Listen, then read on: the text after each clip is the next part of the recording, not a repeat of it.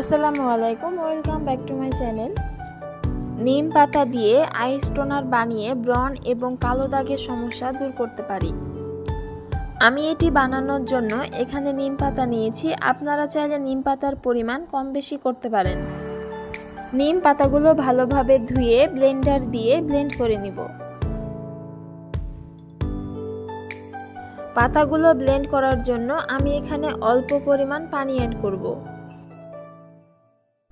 তারপর চুলায় একটা প্যানে কিছু পরিমাণ পানি দিয়ে দিব।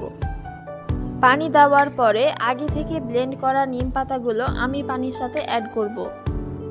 তারপর এটিকে 5 মিনিট মতো ফুটিয়ে নিতে হবে।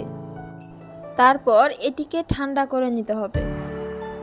উপাদানটি ঠান্ডা হয়ে গেলে আইস কিউবে দিয়ে 5 ঘন্টা মতো ফ্রিজে রাখতে হবে। এটি আমাদের প্রতিদিন ব্যবহার করতে হবে এবং সাথে চুলকানির সমস্যা থাকলে তা দূর হবে। এটি ব্যবহার করার পর কিছুক্ষণ রেখে নর্মাল পানি দিয়ে ধুয়ে ফেলতে হবে।